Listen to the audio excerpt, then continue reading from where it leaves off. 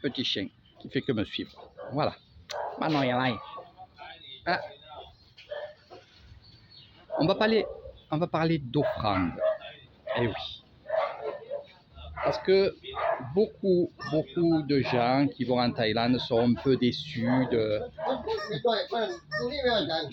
sont beaucoup déçus par rapport aux offrandes, mais il faut comprendre le système. C'est pas que du business, c'est aussi la compréhension, et il y en a qui n'ont pas compris. Hein. Donc on va faire en détail. On va faire en détail. Cette personne-là, avec son mari et sa famille,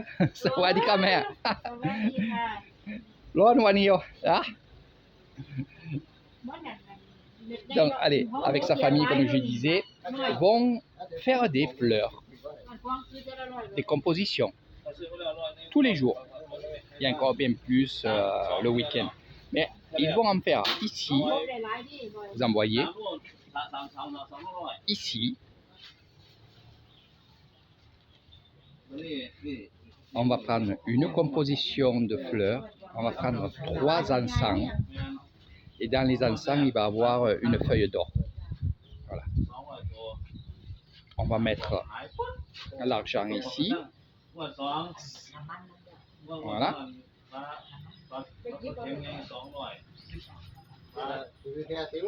On va prendre de l'huile aussi.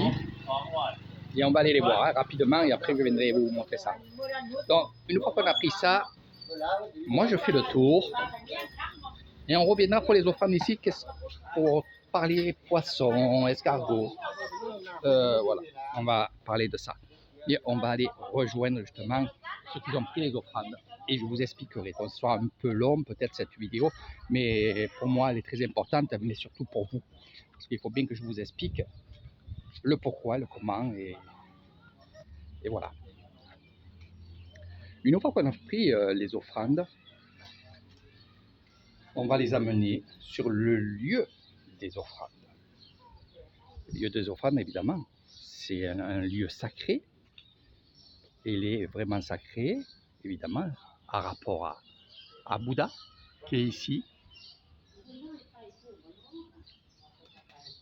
On prend notre vidéo sur le site. Donc, les tableaux que vous voyez ici, c'est les prières.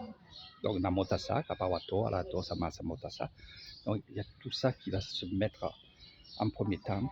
On va allumer les encens, les fleurs, et on va venir prier. Alors, bien sûr, les prières se font à pieds nus, pour qu'on soit en contact aussi bien par Gaïa, la terre, Sawadikap, par la terre et le ciel.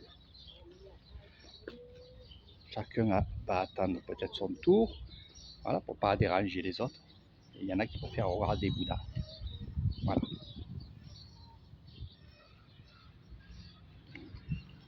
De là, quand on arrive ici, on va prier avec l'encens et les fleurs.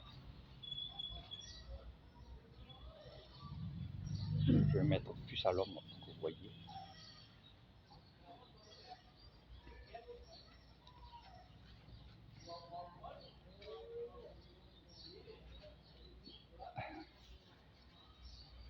Il y en a qui ont leurs petites habitudes. Les fleurs sur l'épaule du Bouddha.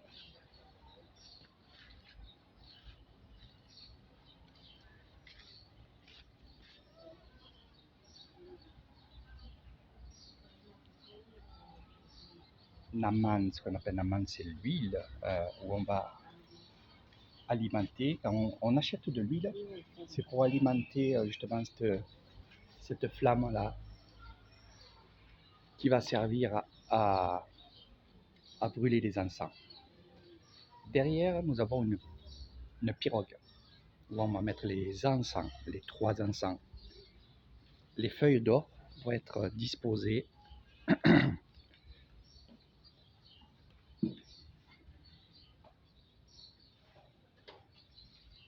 où on veut. Il y en a qui préféreront la tête, il y en a qui préféreront la main, voilà, et ainsi de suite.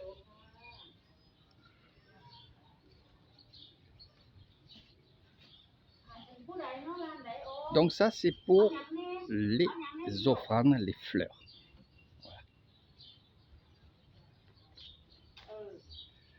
Une fois que les fleurs sont disposées, comme ceci,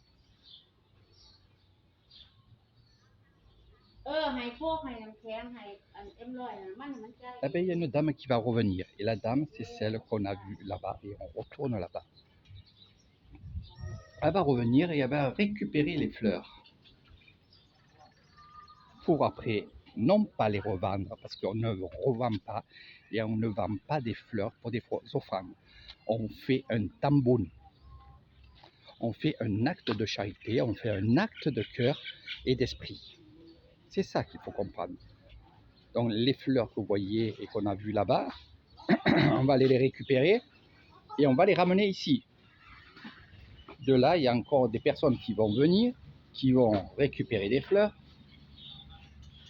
récupérer de l'encens, mettre ici un tamboun, l'huile, on appelle ça naman, et ici, et ainsi de suite.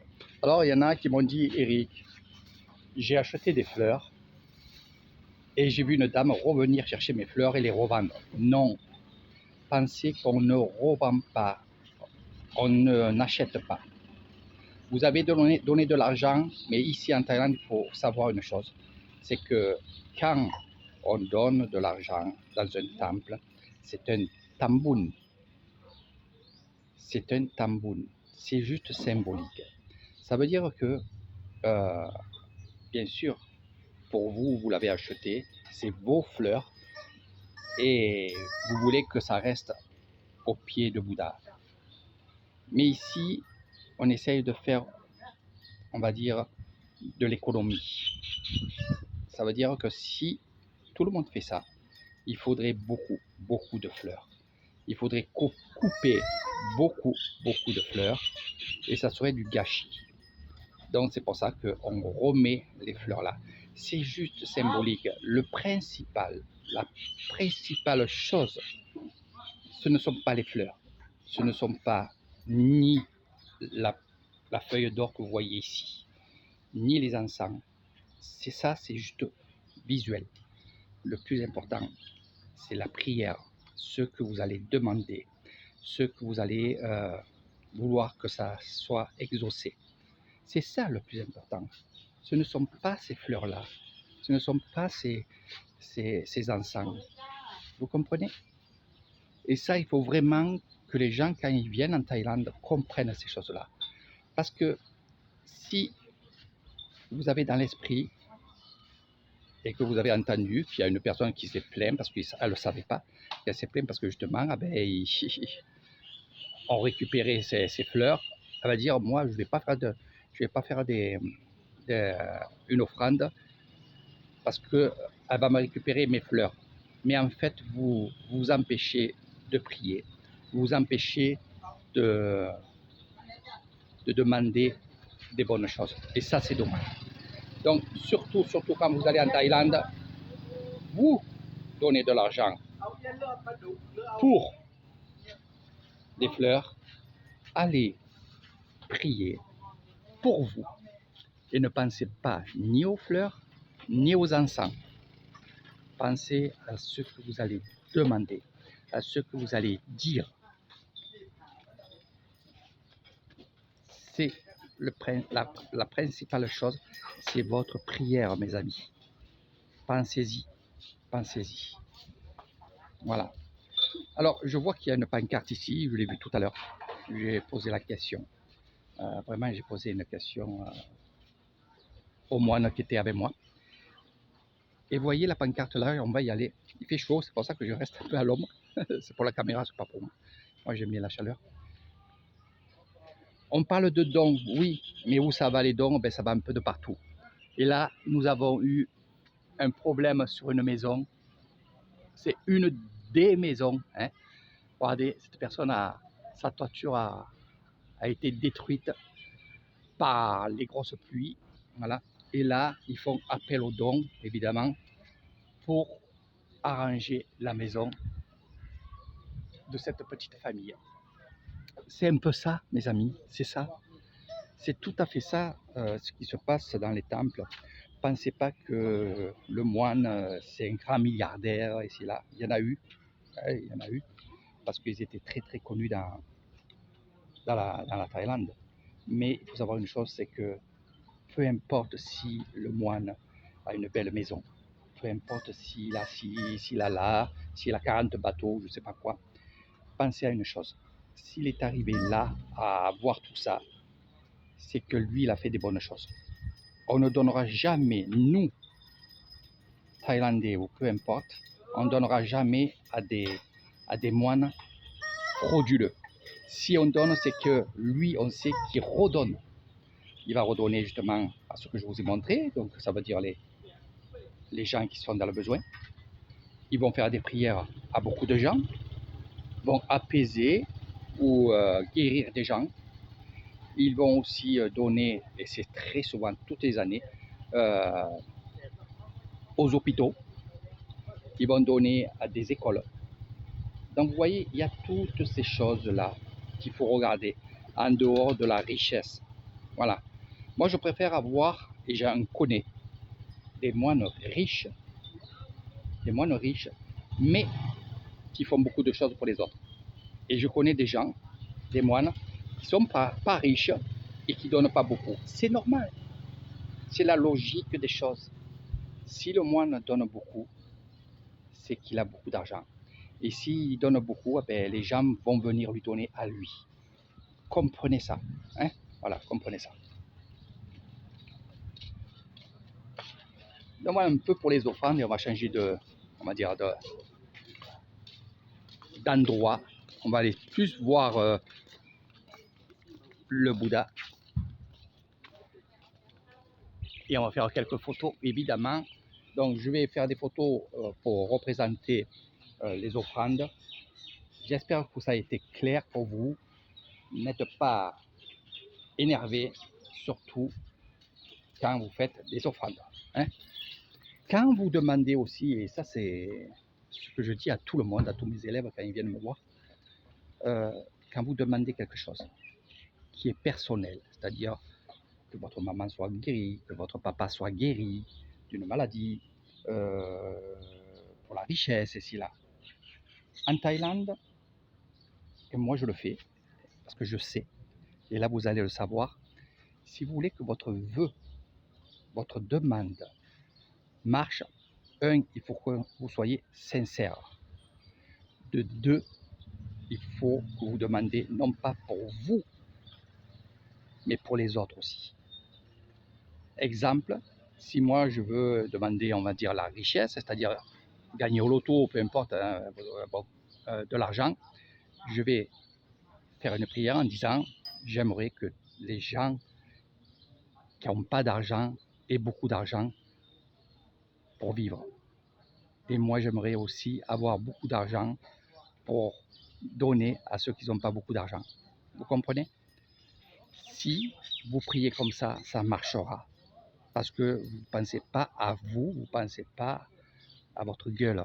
Hein? Ça, c'est, voilà, je parle un peu à façon marseillaise. Ne pensez pas à votre gueule.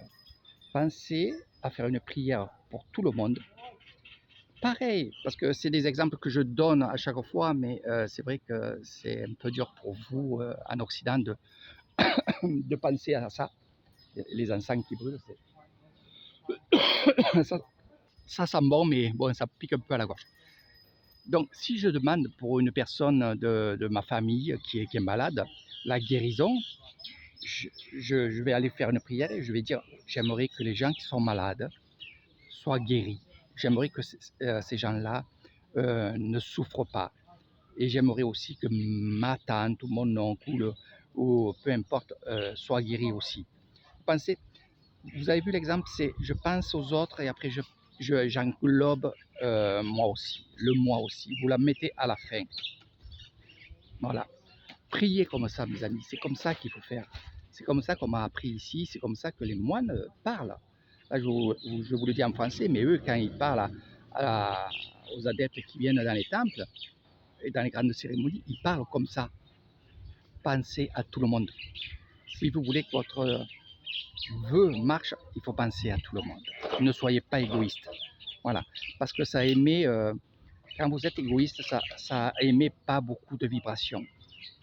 Et si vous pensez à d'autres personnes, ça émet beaucoup plus de vibrations et vous avez plus de chances d'arriver à ce que vous vous demandez. Voilà. J'espère que ça a été clair. Je vous fais de gros bisous. Moi, je vais faire quelques photos des offrandes. Voilà. Et après, on ira voir tout ce qui est sculpture, Bouddha, architecture. Et je vais vous montrer un peu ça de près avec les moulures, avec les pigeons qui sont dedans. Je vais vous montrer ça dans l'autre vidéo. Ce que vous voyez en construction là-bas, je vais vous le dire sur l'autre vidéo. Là, c'était les offrandes.